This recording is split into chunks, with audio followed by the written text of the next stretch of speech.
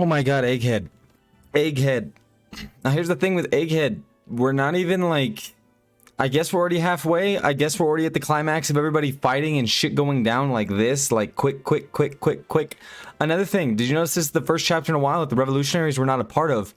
But I will tell you as we get into the chapter that they actually were a part of it.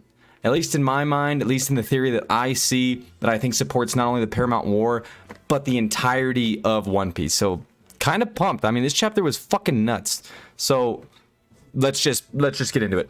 We're still on Germa 66's little chapter story, but we're getting into some interesting territory. I don't remember if it was the King of the Underworld. He's the Lone Shark King, excuse me, Lufeld, and Mad's peaceful laboratory. I don't know. I don't really know what that means. I don't know if he's on the way. It says pacifist on it. I'm not sure really too much about this. I don't know if they're trying to get the scientists back together for one last ditch effort to make something happen, but not that interested compared to the rest of the chapter. So we get right into it. I mean, we're talking, I mean, they're already face to face, Luffy and Lucci.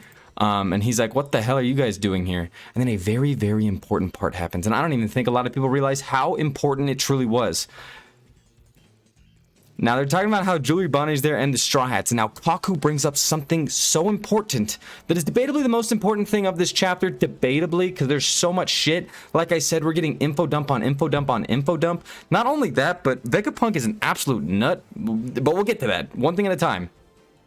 Because he's an official emperor, they cannot engage without orders. Now, this is something that we've seen before. This is something that we definitely do know about.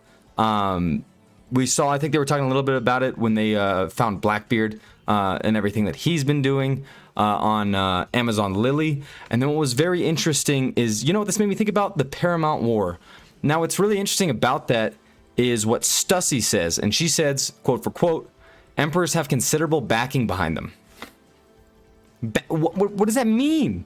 Even a small tiff can flare up an all-out war. So... I might be taking this too far, and I will admit that, but here's what I have to say about that. Why do we think that Shanks stopped Kaido? I don't know. Why do we think he stopped it? Kaido was on his way, and he's like, all right, let's do this thing. You know, Whitebeard, let's do this thing. Let's, like, see what this is about. But for some reason, Shanks is about keeping peace. Now, what I see, and what comes up later with these Luna Fistas, is... if they have extreme backing behind them, what does that mean? If an emperor is challenged in any way, shape, or form, and they decide to take it to the Navy, they have the ability to topple the Navy to a point where somebody has to take it into their own hands. And I think this is why Shanks has been the pacifist and getting everybody to chill out.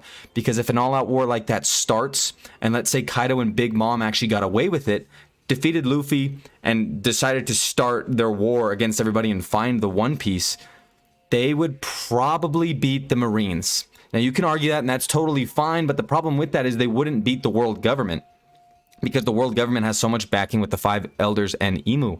And I think Shanks understands that if the world gets to that point where they're able to topple the people in charge of everything, then everybody is gonna die. Then there's gonna be another wipe of the world, and Shanks is like, calm down, guys. Like, we need to make sure that we have everything in order before we do that. Another thing that I thought of is that could also be, because the Resistance seems to have a decent amount of information in general, that could also be their, like, go-to thing.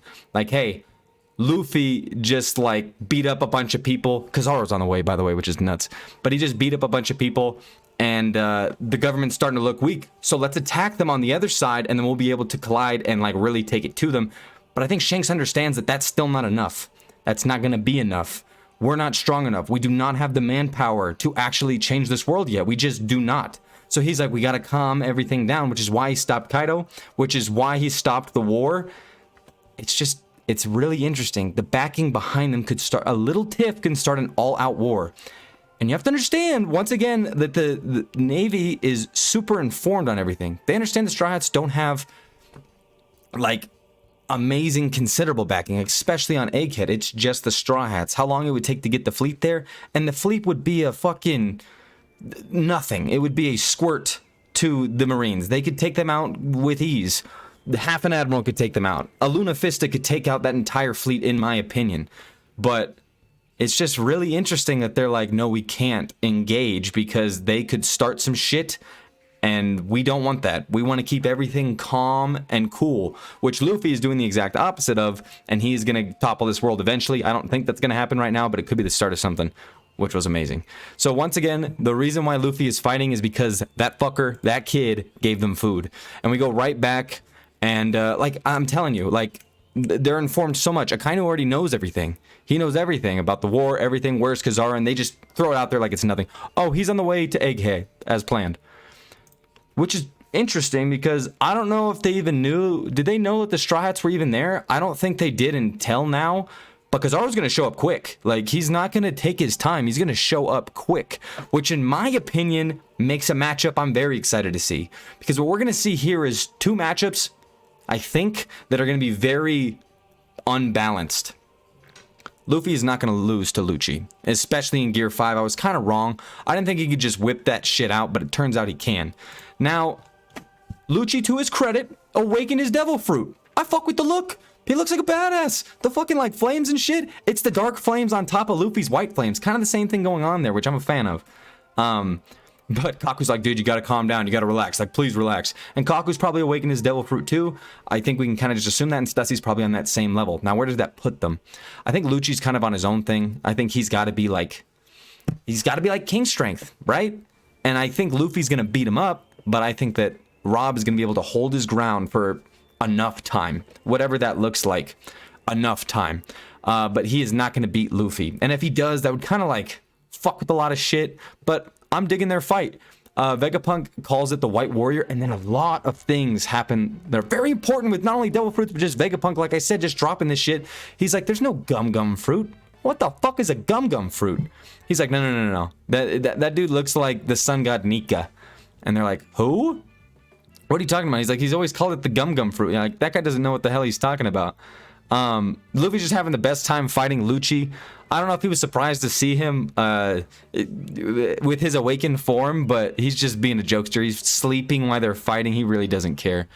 So it talks about devil fruits and literally the origination of devil fruits. That devil fruits are the manifestation of the desire of the potential evolution of life. And I'm like, what? Which... no, it doesn't make any sense. It makes sense, but like, that's not what we thought. We just thought it was a random phenomenon, right? But it's like, no, like, this is like, if somebody wills it into existence, if they manifest it, then that's what's gonna happen. So like, that's why we see so many things. But he's like, because it's so unnatural, it makes sense that they attract Mother Nature, aka the sea itself. So then I'm just like, what? This makes me think once again that Imu's power might be the sea. Just saying, it's possible. I hope not-ish? I don't know. But the sea itself. It'd be interesting that the head of this all is Mother Nature power itself. But he literally calls it. He literally calls it perfectly. With no prior information. Like, this is the first time he's seen it, and he's like, you know what? The one who has eaten a fruit lives a totally alien existence, born out of limitless permutations of imagination. He just called it. He's like, they get to do whatever the fuck they want when they eat this fruit. He's like, at least that's my theory. And I'm like, just this genius knows everything. I also liked the reaction that Frankie, Usopp, and Nami gave when Vegapunk showed up in front of him. Nami was like, huh. Usopp was like, what? And Frankie's in love. Frankie's like, yes, I love this man. And then out of nowhere comes the most defensive man in the world. Do you remember the claim that he made? I am the most defensive man in the world, which killed me. Also, shout-outs anyway. He's actually on the way out, which I find interesting, because if they're all headed up and kind of out of it, I don't know how this is going to go. I think some of the Vegapunks might go down to try to get some of the Lunafistas on their side, but we'll get there. So we got Jinbei, Boa, and Mihawk all out there.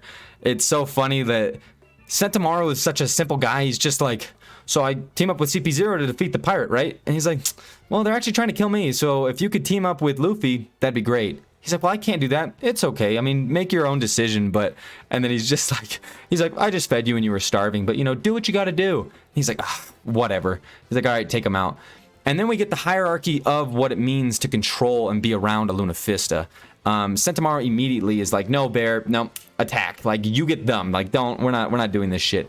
And then it gives us the hierarchy of what it means to control a pacifista, which is very, very telling for what I believe to be the final act. The 5 elders are the ones in charge, and that's just how it is. And these very, very broken dudes are eventually going to turn and be just bad guys. They might be good guys for right now, but it goes them, Vegapunk, and any of his dudes, Sentomaru, and then anyone with an authority chip, which is going to be CP0. Maybe some other Marines, but CP0. So Luffy sends out a move that I actually love, Gum Gum Mole Pistol, which I thought was tight as hell. He just punches the ground and it goes through and hits Lucci. He takes it like an absolute champion. But then Sentomaru orders them. He's like, all right, like, take him out. Jinbei and Chopper get out of there with Bonnie, which I don't even know how she's going to fit in this mix, but I guess we'll see. But then Sentomaru and Luffy have a little fun back and forth where Luffy's, like, not even salty about what was happening on Sabaody, which, by the way, all the characters that are coming to Egghead, it's turning into Sabaody, and I'm just like, Rayleigh? We're gonna get Rayleigh to show up? Like, I don't even... Are the Flying Fish guys are they gonna be there as well? But Egghead's, like, quite a cast. Quite a fucking cast. Like, Enies Lobby and Sabaody had a baby, and I'm loving it. Then fucking Lucci, being an absolute madman, like I said, probably as strong as King. I would say that he's, like, around there. I don't really have much basing behind that. It just feels right. It just feels good. But I was thinking, and I'm like, is King even... Was he awakened? I don't know if he was. He might have been. Did we just assume that? Did it actually say it? I don't think it said it for Queen either. So it's interesting. I don't know. And they're saying that I think that he's brought the Cat Leopard model so far beyond what it even should be, just because he's Rob fucking Lucci, that it's cool. But he sneaks in against the most defensive man in the world and handguns his ass, which I love. Handgun, boom. Right through the chest, and he's like, cut the head off the snake. And now the Seraphims will obey us. Like, holy shit. Now, what does this set up? Like I said last time, the Seraphims have to change. It's too volatile. But that was before I knew Kizaru was on the way. So Kizaru's on the way. Who do you think he's going to run into first? I'll tell you. I'll tell you who's going to run into first. He's going to run into Zoro and Brook. He's going to run into those two. And Zoro's going to be like, are you an admiral? He's like, yeah. He's like, are we fighting? He's like, yeah. I think that's going to happen. Once again, no real basing behind it. The only time we've seen Kizaru in a decent fight, 1v1, is with somebody else with a sword in Rayleigh. And I think that this will be a good step for Zoro. Zoro's basically completely healed. Zoro is super stupid strong, and I don't even think we've seen now what he's capable of past King, and he has that King's Conqueror on him. But I don't think he wins. I don't think at this point we can say that Zoro can beat an admiral. I just don't think that that's logical. Been seeing a lot of polls. People are dumb. People really don't know how strong an admiral truly is, especially Kizaru. So once again, like, we have Luffy against Lucci, which heavily favors Luffy, but Lucci will be able to hold him off. And now with Seraphims, we don't really know how that's going to go. With 4 Seraphims, if they're able to get control of them, I don't think Sentomaru's out of it. But with 4 of them, Luffy's going to get ragdolled. I don't care that he has gear 5. He's going to get ragdolled. Now, will this do actual damage? I don't know. I'm not sure. I mean, we've kind of seen it against Kaido. It doesn't really do much. But he just doesn't have it in him. I think Luffy can maybe fight 2 at the same time in gear 5. Maybe. But not with Lucci on his back and not with 2 other Seraphims just chilling. Just not going to happen. So I don't know how this is going to go, because it went from Lucci's going to get bodied to boom, like Luffy beats his ass to Luffy's getting his ass beat by 4 Seraphims just going to town on him and just Lucci. And then don't even get me started, Kaku and Stussy are still there. I think their plan is Lucci's going to hold them off, or Luffy's going to have to fight the Seraphims, and then they're all going to go for Vegapunk, and they're like, okay, the Seraphims got him, let's go get Vegapunk. And then Kizaru's maybe going to be held off by Zoro, but there's nobody else on the island besides debatably Vegapunk. That's the other matchup. So it's either Zoro versus Kizaru. Kizaru is not fighting Luffy, in my opinion. I just don't think that's really going to happen. They might exchange some blows, but I don't think there's going to be a full fight. I think Zoro's going to attempt to hold him off as long as he possibly can. But Vegapunk might be the one that actually comes in the most clutch and takes care of business. Just wipes the trash out of here.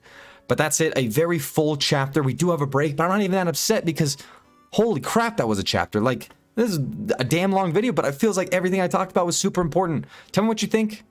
Absolutely beautiful chapter. I'm out. Peace out. Adios.